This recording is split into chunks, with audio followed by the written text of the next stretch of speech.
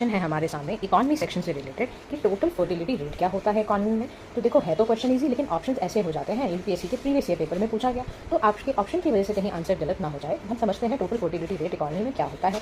पहला ऑप्शन आपके सामने दिया हुआ है कि नंबर ऑफ चिल्ड्रन बॉर्न पर 1000 people in the population in a year, कि कितने बच्चे पर 1000 पीपल में से कितने पैदा हुए हैं एक साल के अंदर। सेकंड ऑप्शन है कि कितने बच्चे born to a couple in their life time in a given population, कि क्या टोटल फर्टिलिटी रेट ये होता है कि कितने बच्चे बॉर्न किए एक कपल ने अपने पूरे लाइफ टाइम में। तीसरी चीज है बर्थ रेट को माइनस कर दो डेथ रेट से, तो टोटल फर्टिलिटी रेट आ जाता है। डी ऑप्शन आपको दिया हुआ है average number of live births एक woman would have by the end of her child bearing age. तो यहाँ बता रखा है कि डी ऑप्शन में बोला है कि लाइव बर्थ वुमन कितना दे पाती है पूरे अपने चाइल्ड बेयरिंग एज में, यानी कि रिप्रोडक्टिव एज के अंदर। अब इस क्वेश्चन को सॉल्व करने के लिए सबसे पहले आपको पता होना चाहिए कि टोटल फर्टिलिटी रेट होता क्या है।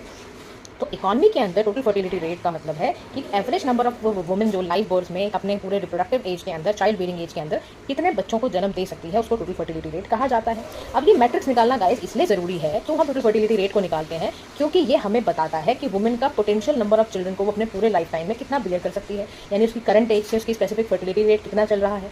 टोटल फर्टिलिटी रेट ये ध्यान में रख लेना, इट्स वेरी वेरी इंपॉर्टेंट की इंडिकेटर एक पॉपुलेशन ग्रोथ और रिप्रोडक्टिव हेल्थ को जानने के लिए टीएफआर का पता होना बहुत ज्यादा जरूरी है, क्योंकि ये बर्थ रेट से बिल्कुल अलग होता है। ये बर्थ रेट होता है जो लाइव बर्थ बताता है ना, पर 1000 पॉपुलेशन में आपके कितने और कितने लोग मरे पूरे पर 1000 पीपल में, वो फर्टिलिटी रेट हो गया आपका।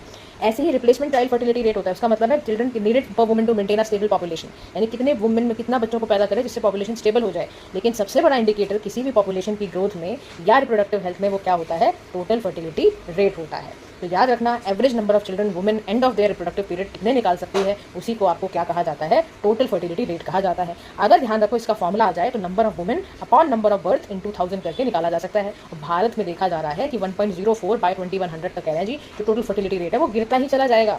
आप सोचो 2100 तक हमारा 1.04 तक चला जाएगा। ऐसे ही हाईएस्ट कंट्रीज कौन सी है जिसमें हाईएस्ट टीएफआर है, जिसमें लोवेस्ट है, उसके भी नाम दिए हुए हैं आपके सामने चार्ट में। वो आप देख सकते हैं कि नाइजर का हाईएस्ट नंबर ऑफ कंट्री जहाँ टोटल फर्टिलिटी रेट है, लोएस्ट कहाँ है वो 0.82 आपका साउथ कोरिया का है। तो इसका जो आंसर होगा गाइस वो क्या होगा, वो होगा ऑप्शन नंबर